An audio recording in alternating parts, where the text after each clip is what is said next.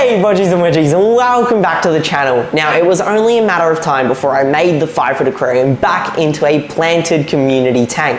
In today's video we're going to achieve the planted part of that title with community coming up very shortly. I've got a very exciting list of fish that I want to add into this aquarium. However, we need to get the groundwork complete and add a whole bunch of plants into this aquarium firstly. Now when I originally expressed my interest of adding plants into this tank, the amazing team at livefish.com.au, who I've worked with multiple times in the past before, were actually kind enough to send me a boatload of plants to add into this aquarium to completely deck it out.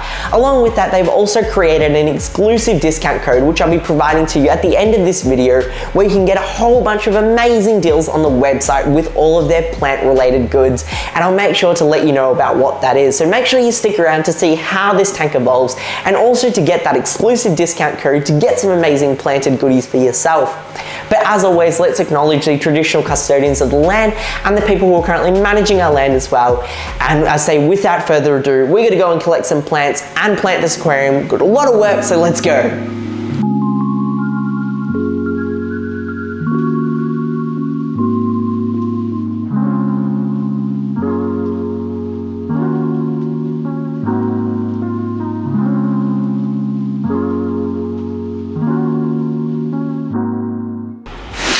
Hello there. Okay, so the plants have arrived, and this is within 24 hours of when I received my sent correspondence online.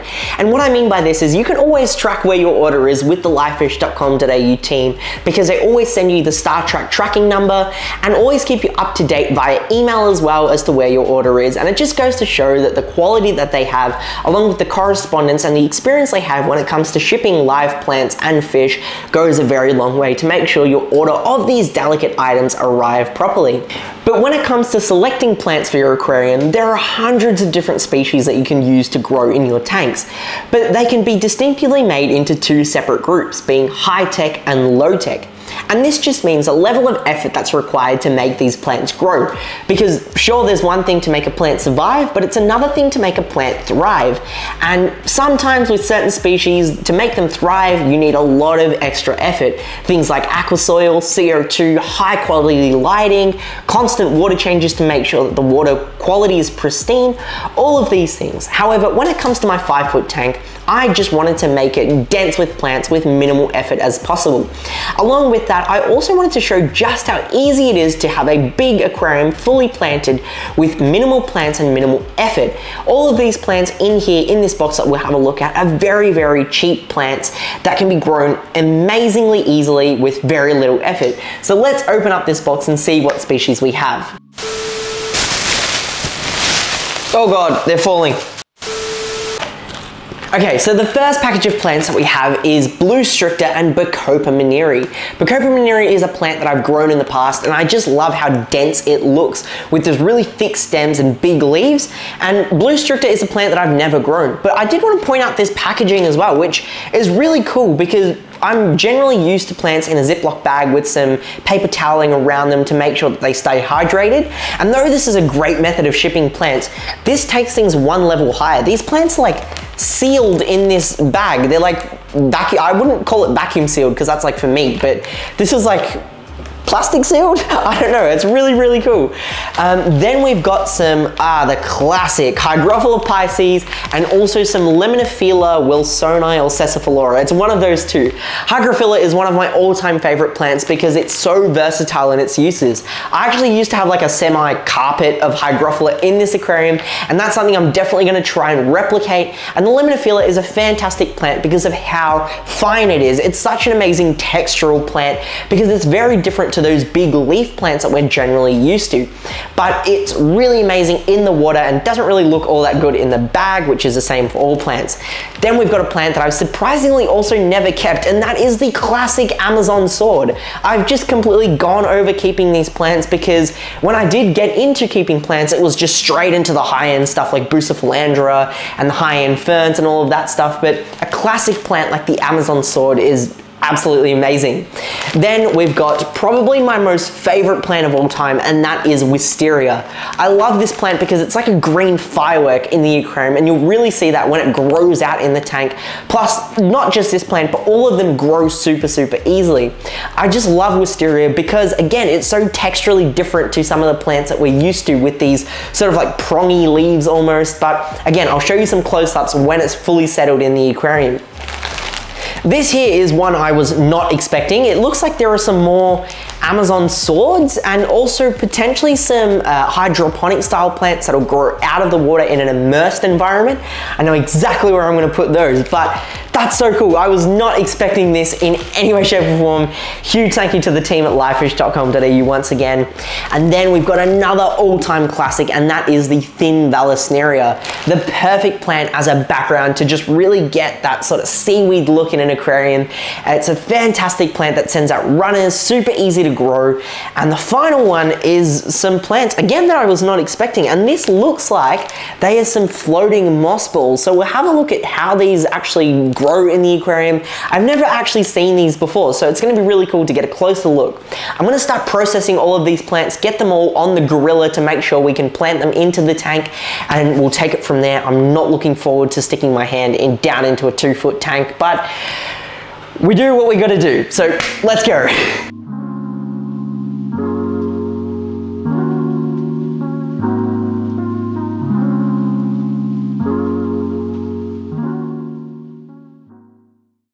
This was quite possibly one of the worst experiences I've had planting.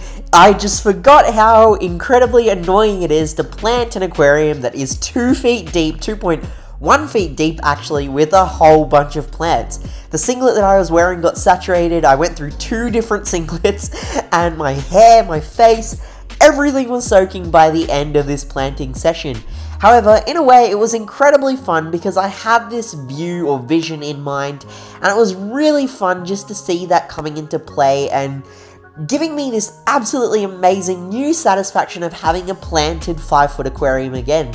Just seeing how bright the aquarium got immediately after adding those plants, and this vision that I had to create this very texturally different environment where there are plants in their own specific sections with different colors, leaf shapes, and textures was just really amazing to see come together.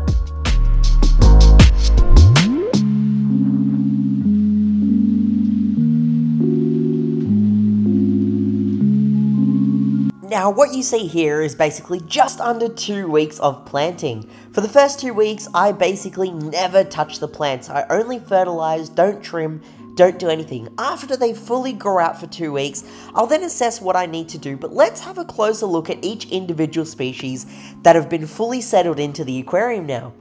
The first species on the list is Hygrophila polysperma. I really just forgot how much I love this plant. When you keep it well trimmed, it actually does maintain a pretty decent carpet, and in a big aquarium, the proportion of its height and the way that it grows actually does look really nice. The small little pink tips with those really bright white veins make it look incredibly outstanding in an aquarium, and it's just great because you can achieve these colors with minimal fertilizers and no CO2, which is clearly evident in this aquarium. And by keeping it well trimmed, it also does start to grow on a horizontal level rather than just vertical. And sticking with the theme of foreground plants, we then have my 2 Amazon swords. The one that's a little bit taller that you will notice is the classic standard Amazon sword, and the one that's a little bit down the bottom is the Ocelot Red Amazon sword. You'll notice that some of these leaves are melting, but they are growing back with those beautiful bright red leaves, and I can't wait to see this fully grown out. And the final plant that presents itself in the foreground is the Bacopa Maneri. You notice how thick the stems are on this plant, along with those round circular leaves, which make it a really good plant to create a nice divide between the foreground and the background, which is what I'm planning to do with this plant, just to make a really nice wall of it and make that divide really visible.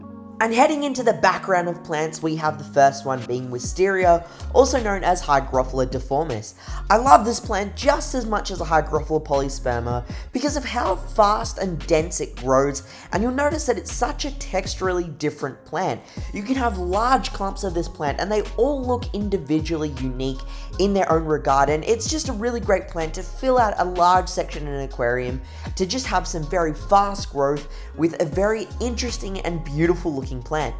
And moving on to the left, we have the giant Ambulia. My first time keeping this species, and I absolutely love that sort of lime green coloration that it has, and those almost coppery red tinges that it has at the top of the plant. And also that pine tree, almost Christmas tree looking leaf structure with just how fine and soft it is, again just adds a very nice depth to the tank. Moving further left, once again, we have the blue stricta. This plant is situated right behind my Jack Dempsey's cave, and I specifically put it here because my Jack Dempsey's a pretty robust fish. She tends to knock and move things around, and the blue stricta is a very robust plant. It's got very stalky stems and these very large leaves as well, but it just adds such a nice pop, and those big leaves just fill out the space very, very nicely, and she absolutely loves it. She has uprooted some of the plants, but the blue stricta, she just doesn't mind at all. And then you have an absolute classic, which is the thin Balasinaria. This plant never gets old, no matter the aquarium, just because of that seaweed macroalgae look that it gives to the tank. It's a real eye catcher whenever people come into the room and see this plant. They're like, oh my god, is that seaweed? How do you have it growing in your tank? And it's just a really great conversation starter. But the thing that I love the most is how the fish and the tetras swim through the actual strands of val, and it's just very, very mesmerizing and beautiful to see. Seeing them actually interact with their environment on a very natural and real scale, and seeing those little fish along with the Jack Dempsey swimming through it all is just really, really nice. The last new plant added into the 5-foot tank is actually this floating moss ball. It's really cool because it's this round ball of moss which is weighed down with a fishing sinker, and it just floats and just sways around with the flow of the aquarium, just very, very simply with a thread of fishing line.